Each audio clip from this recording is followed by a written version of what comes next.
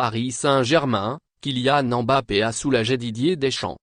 Témoignant de plusieurs conflits entourant l'équipe de France, dont l'audit ministériel à la Fédération française de football et la polémique Paul Pogba, Didier Deschamps a particulièrement bien accueilli la résolution de la question autour des droits à l'image portée par Kylian Mbappé, star du Paris Saint-Germain et des Bleus.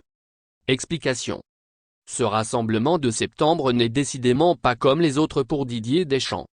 Le sélectionneur de l'équipe de France a vu les affaires extra-sportives se multiplier autour de lui.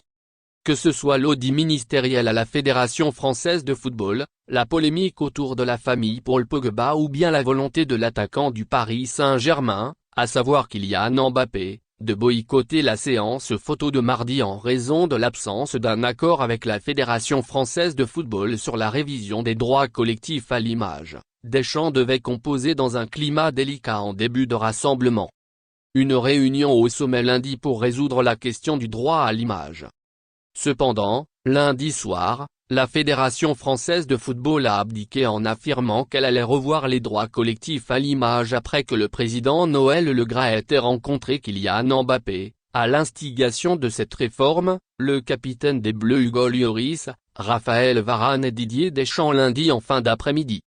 La résolution du conflit du droit à l'image porté par Mbappé a soulagé Deschamps. Le Parisien a souligné dans ses colonnes de ce dimanche que le sélectionneur de l'équipe de France ne prenait pas part à ce genre de réunion habituellement.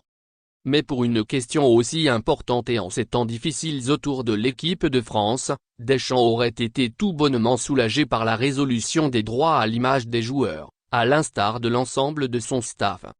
Kylian Mbappé aurait donc apporté de la sérénité à son sélectionneur. Merci de bien vouloir activer la cloche et de cliquer sur j'aime.